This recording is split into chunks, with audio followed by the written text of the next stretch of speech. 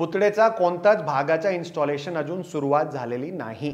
आणि आज रोजी जे आपलं जे काही आपल्याला बातमी किंवा फोटो जे काही व्हायरल होत आहे ते आपलं पुतळेची साईटवर नसून जे आपलं फॅब्रिकेशन शेड आहे राम सुतार साहेबांचा त्या ठिकाणचे काही फोटो घेऊन व्हायरल केले जात आहे। ते खऱ्या अर्थाने एक प्रकारे मिसचीफ मी त्याला म्हणणार, त्याच्यामध्ये काय अतिशयोक्ती होणार नाही।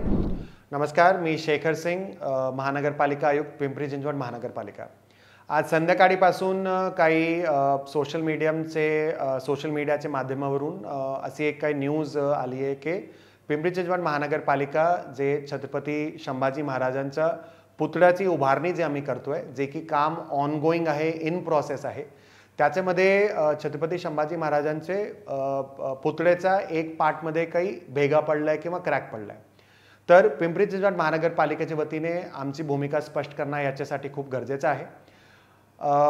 सर्व शहरवासियांना आणि अदरवाईज ऑल्सो मला सांगायचं आहे याच्यामध्ये की सर्वात आधी ही न्यूज अगदी चुकीची न्यूज आहे। पिंपरी चिंचवड महानगरपालिकेच्या वतीने मोशी येथे जे आपला PMRDचे एक्झिबिशन हॉल आहे त्याचे शेजारी आपण छत्रपती संभाजी महाराजांच्या पुतळ्याची उभारणी करतोय। जवळपास 1 ते 1.5-2 वर्षापासून तो काम आपला सुरू आहे।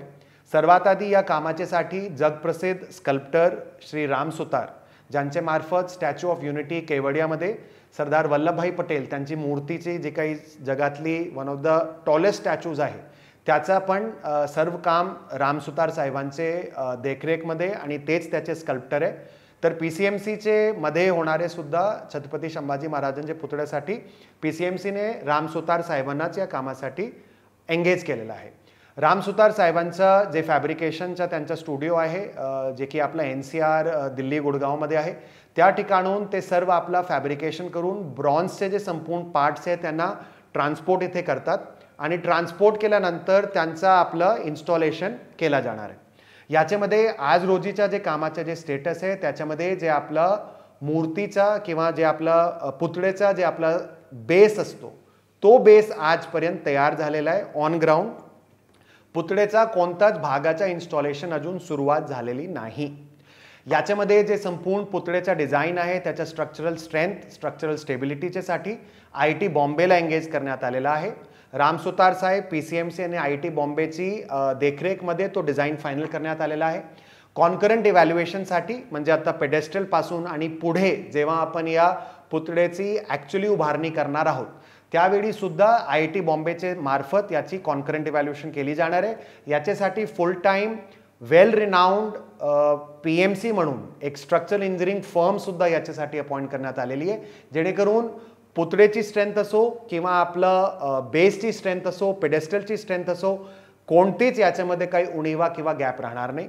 माझी सर्व लोकांना विनंती राहील की अशी जे चुकीची बातमी जे पसरत आहे त्याच्यावर लक्ष न देता त्याची परिस्थिती आज रोजी सद्यस्थितीत आज रोजी असं आहे की पुतळेची उभारणी अजून सुरुवात झालेली नाही। त्यांचे वेगवेगळे पार्ट्सची निर्मिती होत आहे आणि वेगवेगळे पार्ट्सची निर्मिती व्यवस्थित रूप झाल्यानंतर पुतळेची आपली उभारणी आपण सुरुवात करणार आहे। पार्ट बाय पार्ट ते पुतळेचा इन्स्टॉलेशन होणार आहे। 100 फीटचा जवळपास पुतळा आहे म्हणून मोठा पुतळा असल्यामुळे त्याला पार्ट बाय पार्टमध्ये आपल्याला इन्स्टॉल करावा लागतोय।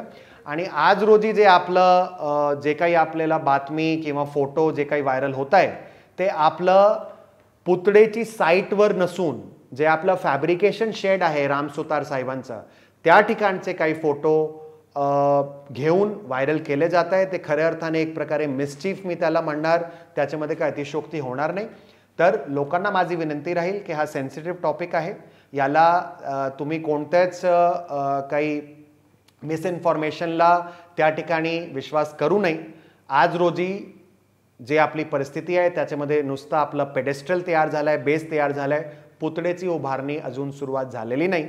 आणि जेव्हा केव्हा आपण पुतळेची उभारणी करू तो आपले जे जगप्रसिद्ध राम सुतार साहेब आहे त्यांचेच संपूर्ण देखरेखमध्ये आणि त्यांचे मार्फतच सगळं फॅब्रिकेशन सुरू आहे आणि IIT बॉम्बे सुद्धा याच्यामध्ये कॉन्करंट इव्हॅल्युएशनसाठी इन्व्हॉल्व आहे। धन्यवाद।